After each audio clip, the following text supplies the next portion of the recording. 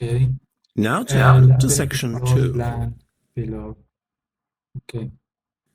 Section Document 2. floor plan main You floor. will hear a scientist giving a Storage laboratory room, induction to a group of acid new storage employees. bins. First, A, you will have time to look at questions 11 to 15.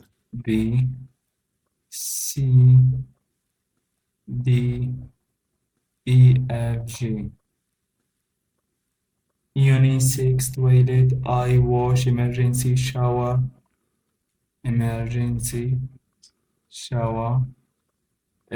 chest freezer, walk-in cooler, walk-in freezer, walk-in cooler, walk-in freezer. Now listen carefully and answer questions 11 to 15. Welcome everybody to Browning Smith Laboratories. I'll be giving you a short tour around your new working environment and pointing out several key features. It's very much state-of-the-art, as I'm sure you'll see. Please now look at the plan of the laboratory building I gave you earlier. At the moment, we're standing in the large storage room. It's right there, positioned at the top on your plans and roughly in the middle. We've just come through the entrance door indicated, and that's now behind us. Okay, so got your bearings? All know where we are? Good. Let's continue our tour then and go next to the dry lab. As we go straight ahead down this corridor, the caretaker's room is the next room on your right. Immediately after are the unisex toilets. Now, let's go through these doors ahead of us and into the dry lab. Okay, so here we are now in the dry lab, which is the laboratory's biggest work area. If you look at your map, as we are standing now with the doors behind us, you can see the acid storage bin area clearly marked off to your right. Let's walk over there and take a look.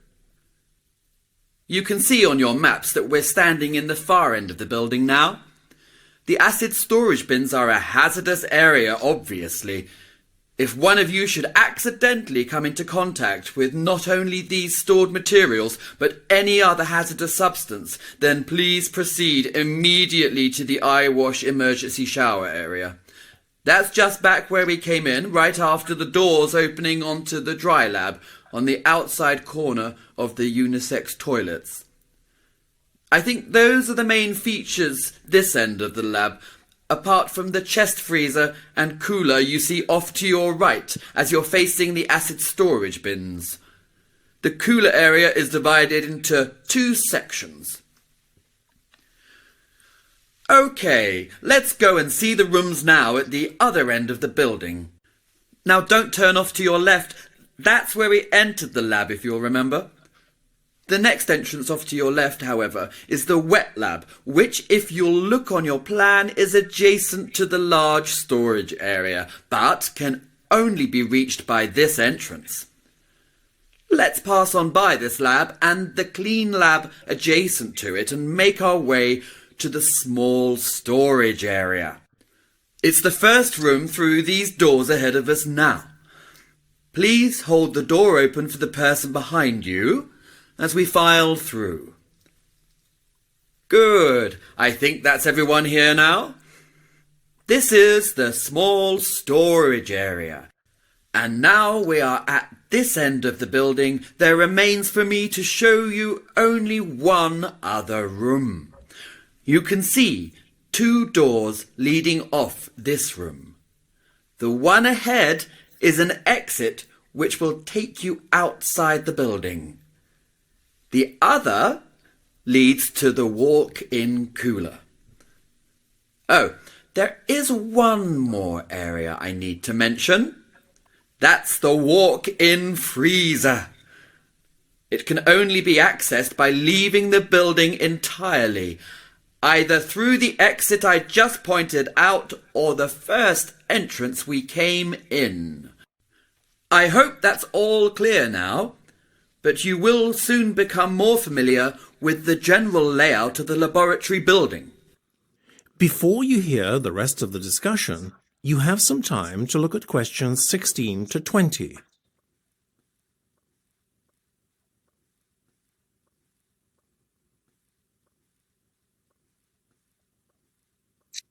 All experiments are at the discretion of health and safety officer. Need written approval. Only need to be referred to the health and safety officer in special cases. If projects are not approved by the health and safety officer, Now listen and answer questions it 16 is to not 20. permissible Now, to I'd just like to refer to health and safety procedure. This is essentially to fulfill basic health and safety requirements, since I know that you are not unfamiliar with such procedures and must know them off by memory. Okay, so firstly I'd like to say that if you are undertaking any project, whether supervised or not, all of you will be required to discuss it first with your health and safety coordinator. In certain cases, written approval is required. The health and safety coordinator has the final decision in situations where formal approval is needed. Everyone undertaking a project will have to first submit a form of a written standard operating procedure to the health and safety coordinator, outlining the steps and justifications for the experimental process to be carried out.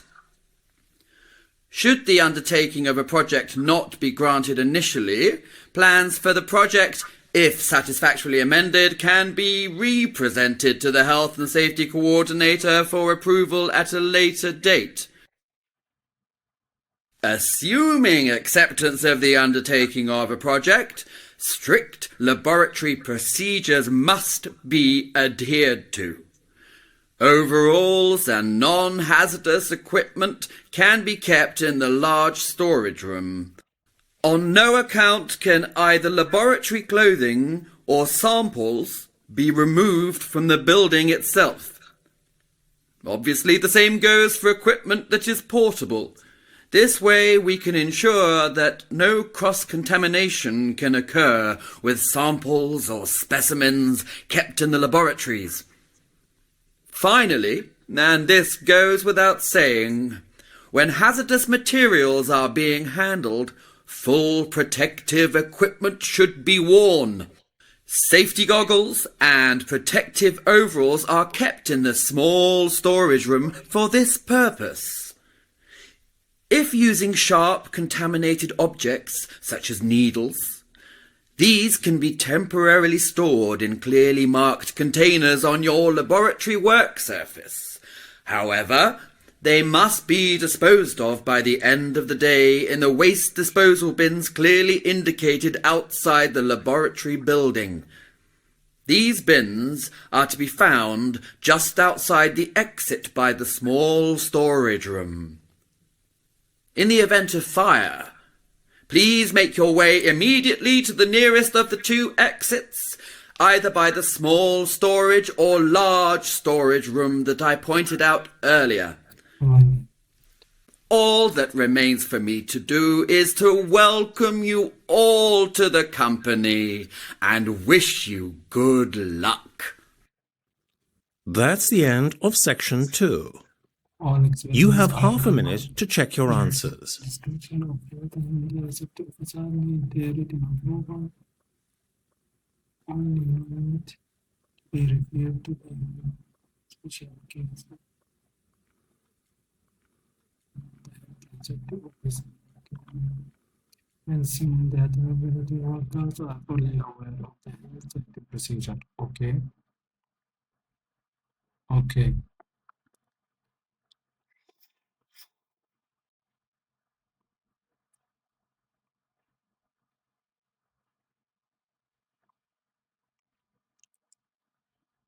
Okay. 13B, 13B, 13. Chest freezer, B, okay.